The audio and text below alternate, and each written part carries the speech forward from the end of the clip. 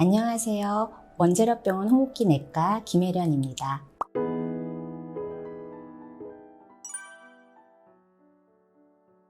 전이성 폐암은 폐에서 발생한 암세포가 폐 안에만 국한되지 않고 혈관이나 림프관을 따라서 옮겨가서 다른 장기에서 증식하는 것입니다.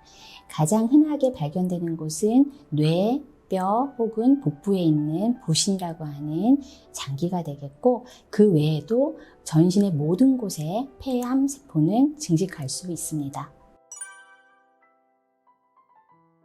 첫 번째는 조기에 폐암을 발견하는 것입니다. 앞서 말씀드렸듯이 흉부 엑스레이 촬영으로는 조기에 폐암을 발견하기 어렵다고 하였죠. 그렇다면 어떠한 정밀 검사를 해서 폐암을 검진할 수 있을까요? 바로 저선양 흉부 CT가 되겠습니다. 우리나라는 저선양 흉부 CT 보급률이 높은 편이기 때문에 폐암을 검진하고자 하신다면 전문가인 호흡기 내과를 방문하셔서 저선양 흉부 CT 촬영을 하실 것을 권고드립니다.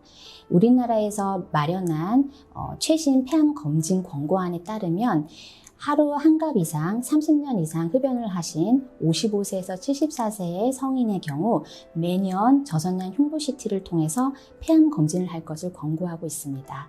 또한 국가암검진 사업으로 2년마다 시행되는 공단검진에서 이러한 고위험군에 한해서는 저선양 흉부 CT를 폐암 검진으로 시행하고 있으므로 검진 시 참고하시면 좋을 것입니다. 두 번째로는 만약에 조기에 폐암을 발견하지 못하고 이미 진행된 상황 혹은 전이된 상황에서 폐암을 발견하시게 된다면 가장 치료 효과가 높을 것으로 예측되는 약제를 우선적으로 선택하여서 치료하는 것이 답이 되겠습니다. 이러한 효과를 예측할 수 있는 것은 무엇일까요?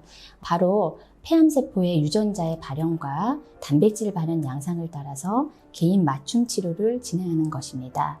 개인별 맞춤 치료가 가능하게 된 데에는 항암제의 발전이 기여를 하였는데요. 1세대인 세포 독성 항암제만이 존재하던 시대에 비해서 이제는 2세대인 표적 치료제 그리고 3세대라고 불리는 면역 항암제까지 폐암의 치료 영역에 등장하게 되어서 개인별 맞춤 치료가 어느 정도 가능하게 되었습니다.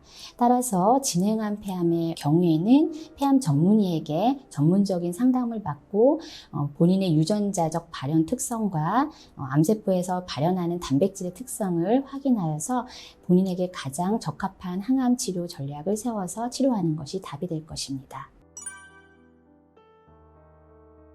암세포가 우리 몸에서 증식하게 되는 이유는 무엇일까요? 바로 우리 몸에서 암세포를 적으로 인식하고 공격하게 되는 면역체계가 무너졌기 때문입니다.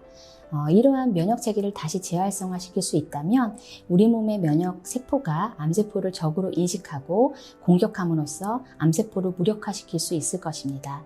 바로 이러한 생각하에 만들어진 항암제가 면역항암제가 되겠고, 면역항암제는 기존의 항암치료에 비해서 암세포를 직접적으로 공격하는 독성이 없고 면역체계를 활성화시키는 자연스러운 기전을 사용하기 때문에 치료 효과는 높으면서도 독성은 작다는 이점이 있습니다.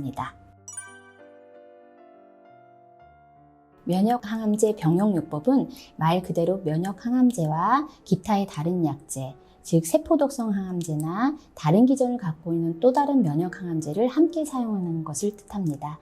이러한 면역항암제 병용기법은 기존의 전이성 폐암 환자의 표준치료요법이라고 알려져 있던 세포독성 항암제 두 가지를 섞어 쓰는 이제요법에 비교하여서 이 면역항암제와 세포독성 항암제 이제요법을 함께 사용하는 것이 기존 표준치료에 비해서 치료 성공률을 2배 이상 높일 수 있다는 획기적인 결과가 발표된 바가 있습니다.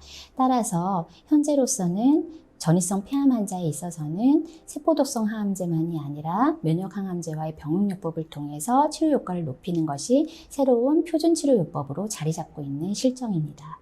지금까지 원자력병원 호흡기 내과 과장 김혜련이었습니다. 경청해 주셔서 감사합니다.